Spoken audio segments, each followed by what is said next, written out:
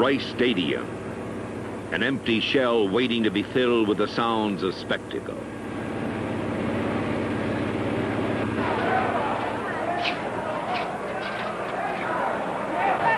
Programs here. It's the program, Super Bowl programs, right here. Programs right here. Programs right here. Yay, Vikings! Yay! We eat dolphins for lunch and supper and dinner, all at one time. Triple power! Triple power! Peter Eater! Go! Okay, Mike!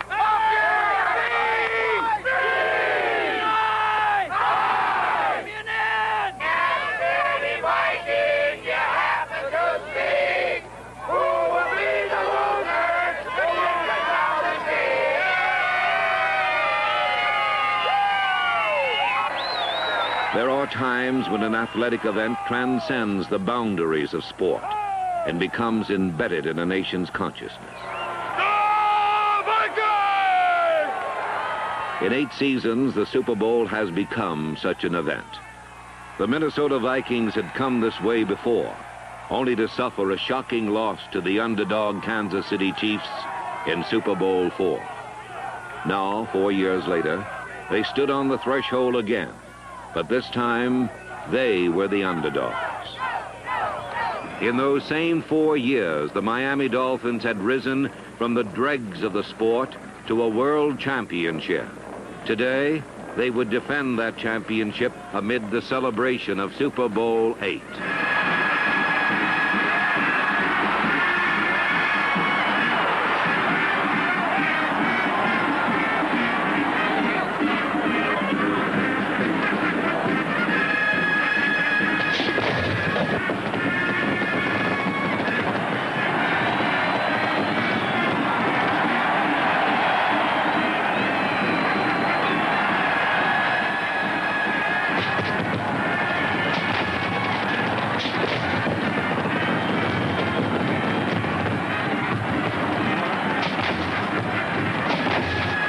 In the emotional fever of Super Sunday, attention naturally focused on the superstars. But trailing just behind was a supporting cast almost out of place amid all the pre-game hoopla. For an offensive lineman, lack of public recognition is an accepted fact. These are obscure men with unfamiliar faces, which disappear behind helmet cages at game time and spend the duration lost in a confusing whirl along the line of scrimmage. Few fans know exactly what offensive linemen do. Fewer still can judge their performance. Unknown names and faces dwelling in the twilight zone of the sport, nonetheless holding the key to success or failure for any team. Miami had gathered its offensive line from the league's bargain basement. All 5 had arrived as discards, then blended into a superb unit. Original Dolphin Norm Evans came in the expansion draft from Houston. Bob Kuchenberg arrived as a free agent minor leaguer. Jim Langer came on waivers from Cleveland, Wayne Moore on waivers from San Francisco, and Larry Little originally signed as a free agent with San Diego. Today, the silent preparation of these anonymous men carried special significance. Their performance would determine the outcome of Super Bowl VIII.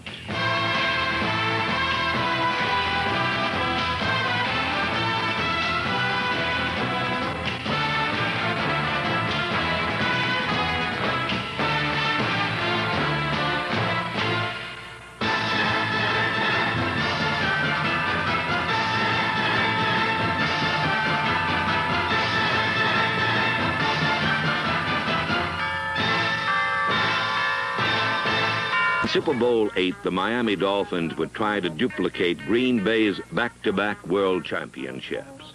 But Dolphin coach Don Shula was more concerned with the task at hand. In his own words, Shula describes his plan of attack. Going into Super Bowl VIII against the Minnesota Vikings, we felt one of the critical areas of the ball game would be the ability of our offensive line to handle Minnesota's great defensive line, and they predicate everything on coming off the ball as fast as they possibly can. Of course, they have tremendous athletes. Page is probably the best defensive tackle in football. We felt that going into the ball game that we're going to be able to take advantage of this tremendous quickness of an Alan Page by cross-blocking. On our cross-block, our left tackle, Wayne Moore, comes down hard on Alan Page. If he's slanting to the inside, he takes himself out of the play. If he's slanting to the outside, he's coming right into the area that Wayne Moore is blocking down, and this nullifies his outside slant.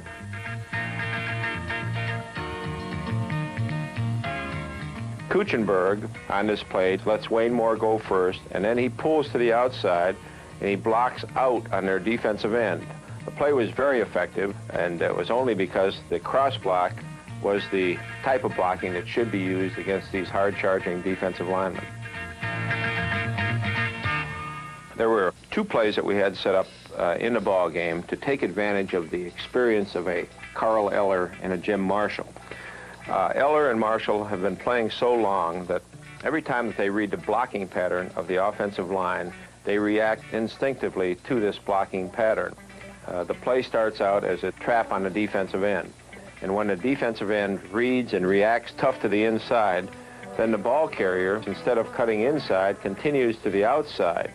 And we made everything look like it was the inside trap play. When Eller closed to the inside, then we still were able to get the ball outside to Mercury Morris, and it was a very effective play.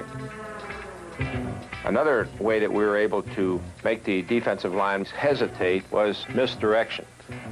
The offensive linemen pull in one direction, the backs start out like they're going with the offensive lineman, and then Larry Zonka comes back with the football against the flow, and this is a effective play because it starts out like it's going in one direction, and then it ends up going in the opposite direction, hence the term misdirection. The Dolphins had drawn first blood with a drive that approached perfection and set the tenor of what was to follow.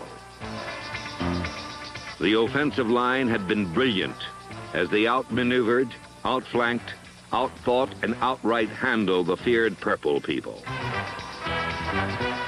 Mixing cross blocks to take advantage of Page's quickness, negative influence traps to get outside Eller and Marshall, and misdirection, Miami swept 62 yards in 10 plays for a 7-0 lead.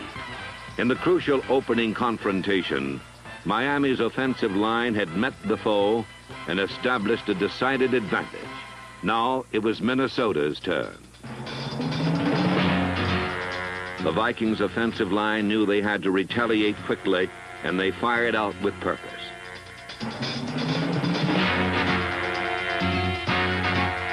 But for every Miami man handled, 2 more popped up in his place. Miami defense soars to greatness on pursuit, each man with a designated path to the ball carrier, spinning a systematic web of control, coordinated by discipline and determination.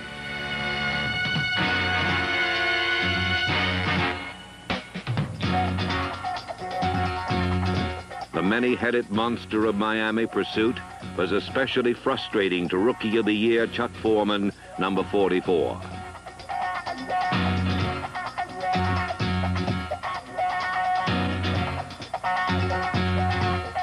The Vikings would go the first 24 minutes of the game with only 1 first down.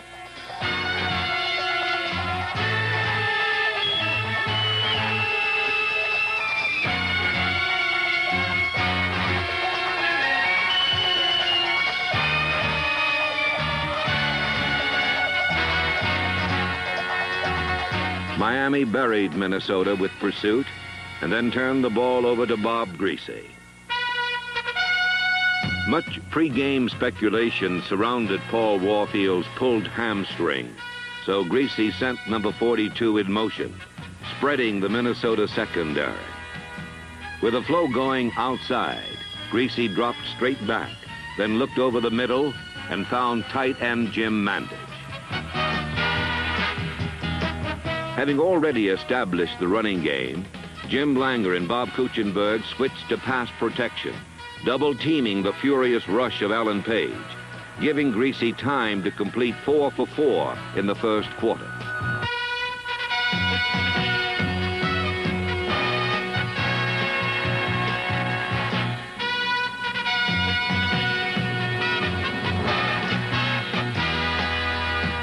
The fourth completion went to Marlon Briscoe inside the 5.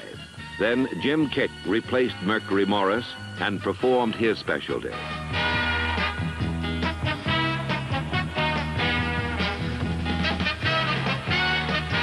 With 2 plunges, Kick took the ball over for Miami's second touchdown. After 1 quarter of domination, I had been hammered deep, and the Dolphins were in complete control. Now the Dolphin defense turned to its 53.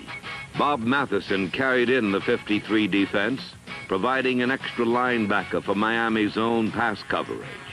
With a 2-touchdown advantage, the Dolphin zone was calculated to prevent long gains and make the short ones painful. Number 10, Fran Tarkington, would complete more passes than any quarterback in Super Bowl history. But the swarming Dolphins kept control by shutting off the passes he needed most. Each time Tarkington looked deep, his game breaker was under wraps.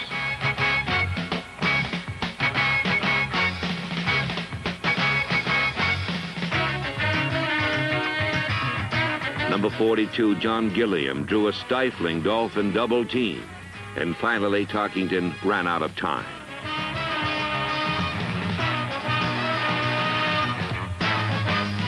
While Miami's 53 defense handled the job of prevention, Don Shula paced the sideline, devising a new plan of attack for his offensive line.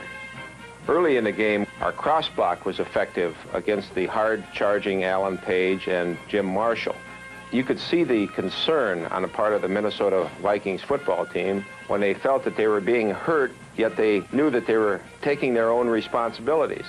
Then they started to be more cautious, and this restrained them from charging as hard as they had been charging across the line of scrimmage. When we sensed this offensively, we decided to change our attack pattern to a more straight-on, man-on-man blocking pattern.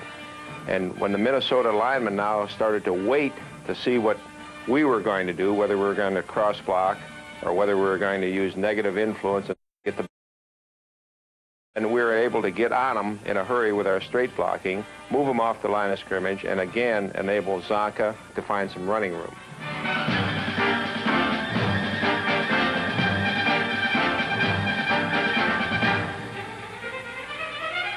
With a change of strategy, the Dolphin running attack now turned to simple, brute power.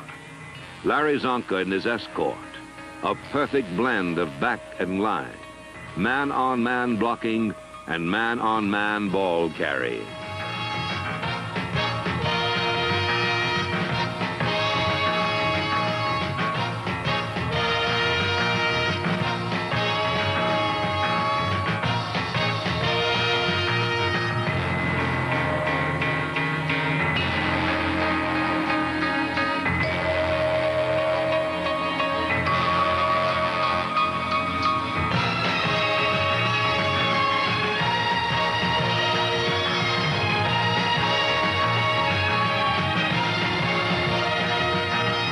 At last, Minnesota ganged up to stop Zonka, inches short of a first down, leaving Garo Yepremian a chip shot from the 28. Zonka and his blockers had padded the lead to 17-0, and with time running out in the first half, the Minnesota offensive line had only one way to go.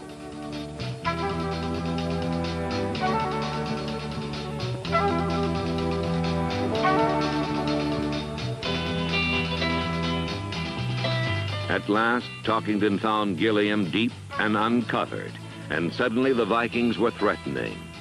With time slipping away, Tarkington bootlegged his team even closer.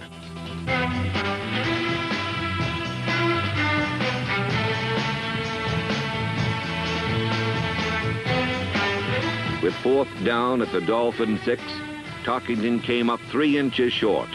and the Viking bench sent in word to go for it. These are the moments that test the true mettle of a champion. 1 minute, 4 seconds remaining, 4th down, time to dig in, time to reach down, time to find out which team wants it the most.